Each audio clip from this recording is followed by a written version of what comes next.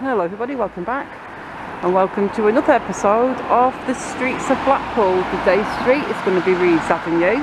Now Reads Avenue starts here on Central Drive, right opposite the old Central Picture Theatre building. I'm just going to zoom in on that sign so you can see that, and you can see that is all going to be done up as a part of this new development, along with the King Edward apartments. It's all going to look amazing when it's all finished. King Edward VII is all going to be done up, and just like that a little bit. So yeah, everything is going to look amazing. And it started to flipping well rain. Of course it started to rain. But anyway, let's go up here, down Reads Avenue. See the sign there. I am going to have to just periodically wipe the lens, and I forgot my little wipes today in my bag. I had a little blue camera wipes that was sent to me, and I've been using it, cut it into little bits, but it's in my other bag. On this corner here we've got Gemini Coverings, a blind shop. I'm pretty sure that's been there a lot of years, but I remember when I was tiny, I think it was a big gift shop. That little cafe there, the #1 bar, that used to be just a little shop, and me and my sister just called it Reads Avenue. That wasn't the name of the shop, but that's what we called it. And that was the shop where you went if you wanted anything. If you wanted napkins, candles, postcards, paper clips, whatever you wanted, body lotion, shampoo, whatever you wanted, you went to Reads Avenue. Wanted a cheap Christmas present for your mate at school, go to Reads Avenue and grab a trinket. You could literally get anything from there. That's how it seemed. This street is Coronation Street. We know that street well. Down there we've got the new IMAX Theatre and the Winter Gardens building. But we are staying on Reads Avenue. This pub here, social club, when I was a kid, I remember the entrance is there on Coronation Street, where that little sticky out bit is there. The queue, it was like a working man's club, whatever you call it. The queue went all the way down here, and it would go all the way down Reads Avenue, and it would stop more or less at the alley there, and occasionally the queue would just continue down the alley, because of course back then there were no alley gates. So yeah, the queue would continue down there, and there were always just nice orderly queues going down there. Oh, I can't believe it's raining again. Look at all these cool little hotels down here. A lot of these places will be full because we've got Rebellion on at the beginning of August, and we have the punks coming from pretty much all over the world. I mean, there's people come from definitely all over Europe, so all the hotels around here, because they're close to the venue, they're probably booked up. That is Livingstone Road down there, and it also crosses down there. And I like this road now because there's a cycle path built into it. Look at that, that's great. That is purely just for us folks with bikes.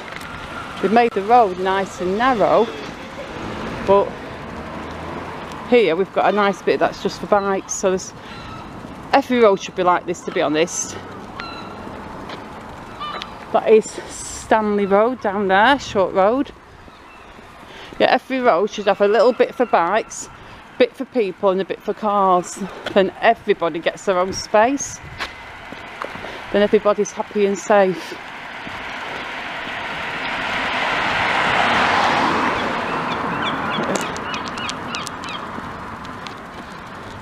Little seagull there. Hello, young seagull. As you all know, let me just stop and wipe my I found a young injured seagull in my garden last year. That was what we nicknamed him, Stephen. Very original, I know. And he kind of ate me out of house and home in cat food last year. He had a never-ending appetite, but he grew and eventually flew off. And I think he would have fallen from the house across the road because the seagulls seem to nest there every year. And I've noticed there's another, well, there's 2 baby seagulls in the front garden of the house across the road from me. One's teeny tiny and the other one is a bit plumper, so maybe they've come from 2 different clutches for sure. But they appear to be being fed, so I think the dude across the road is looking after them. That's an interesting looking building, look at that. So yeah, I think they seem to be well looked after. And that's another interesting looking building. There's quite a few places down Rigby Road. It's like 50-50 residential and hotels at this end, but the further we go, the more residential it's going to get for sure.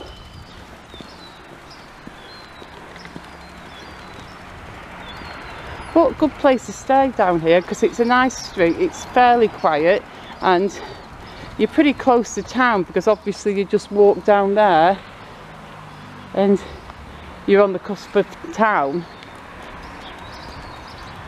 And if you use the big car park, you wouldn't have far to walk to your hotel.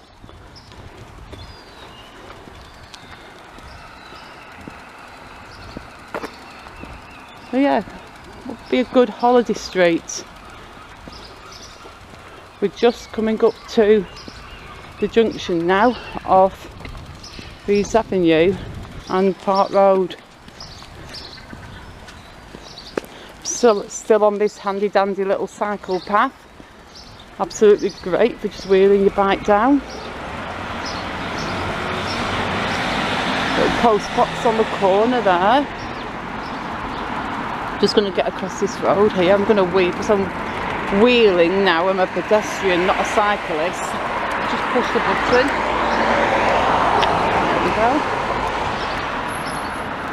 And that's gone red straight away. So that's good. And we're on the corner of Rigby Road and Park Road now. We've just crossed the junction.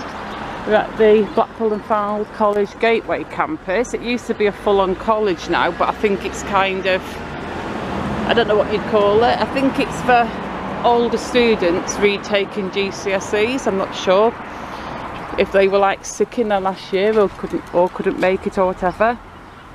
But I'm not really sure. Feel free to let me know and correct me in the comments. But for now, I am going to finish this video because this junction seems like a good stopping point. So thank you for watching and I shall be right back in the next one. Goodbye.